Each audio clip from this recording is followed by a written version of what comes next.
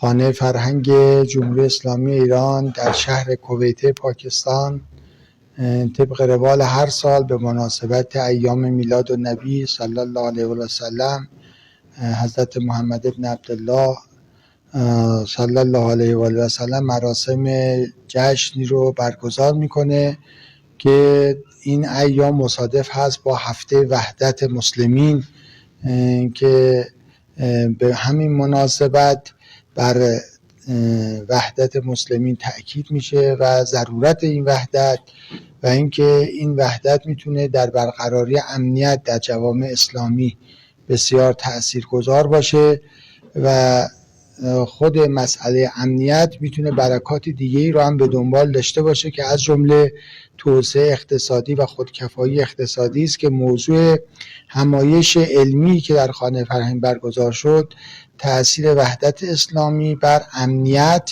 و توسعه اقتصادی بود که از اندیشمندان، اساتید و علما چه شیعه و چه سنی دعوت شد در خانه فرهنگ که نظرات خودشون رو در اهمیت وحدت و امنیت و توسعه اقتصادی بیان نمایند.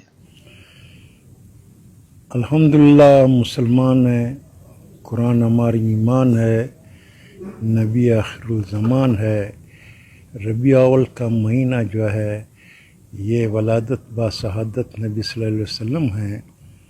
تمام دنیا کے مسلمان اس دن کو اور اس مہینے کو، اس جشن کو عقیدت اور احترام کے ساتھ مناتے ہیں۔ خانہ فرہنگ ایران، ان کے ڈائریکٹر سید حسین زادہ تقی اور ان کے رفقا خراج تحسین کے مستحق ہیں کہ انہوں نے یہاں اس موقع پر ایک انتہائی روح پرور اور دلفریب ترکیب کا انعقاد کر کے، سیمینار کا انعقاد کر کے ہم سب کو جو ہے ثوابوں کی معراج تک پہنچا دیا ہے۔ اللہ تعالیٰ ان کو اجر دے اور نبی صلی اللہ علیہ وسلم کی سنت پر گامزن ہونے کی تلقین ہمیں عطا فرمائے۔ پروفیسر ڈاکٹر منزہ قیوم کاکڑ، فزیکل کیمسٹ ہوں اور پالیمر سائنٹسٹ ہوں، ڈفرینٹ پوزیشنز پر کام کیا ہے، ویسے ایجوکیشن ڈپارٹمنٹ کالجی سائڈ سے بلانگ کرتی ہوں۔ السلام علیکم، بسم اللہ الرحمن الرحیم۔ بہت ہی پیارا ایک پروگرام تھا۔